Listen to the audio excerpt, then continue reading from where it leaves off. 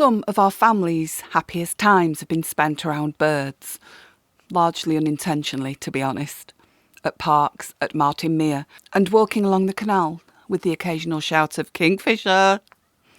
Our garden is commonly frequented by starlings, sparrows, blue tits, pied wagtails, blackbirds and collared doves, with descending frequency.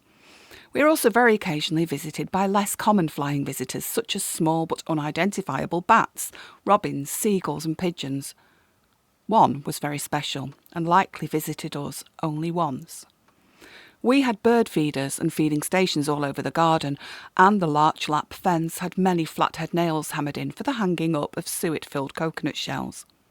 3 or 4 of these could easily be stripped in a single flyby meal for starlings, but one day, resting my eyes while avoiding the stickiest and most burnt-on items of washing up, I glanced outside towards the nearest feeding station. 2 blue tits. Then I looked to the shed roof. Perching there was a fuzzy, grey and matted Persian cat belonging to a neighbour.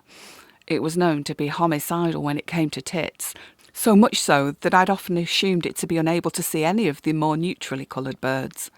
It was eyeing up the feeding station as a psychopathically inclined predator might eye the pretty girls sitting alone in a cocktail bar.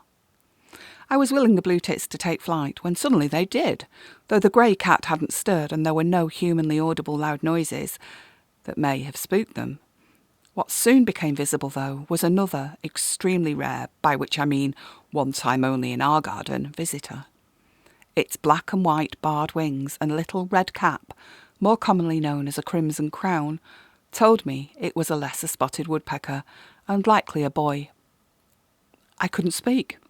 I was so excited and amazingly honoured that it should have visited our garden. Apparently these little woodpeckers roost in their old nesting holes at night and live, for the rest of the time, mainly at the top of tall trees. We have no particularly tall trees here. I checked online and it seems there are currently fewer than 2,000 pairs of lesser spotted woodpeckers left in the UK, and that it is the smallest and rarest of the UK's woodpeckers. In all, Woody stayed for about 5 minutes, cleared out the entire remaining suet from one half shell, and had already hopped over to the next, when a car drove into next door's drive, frightening him off.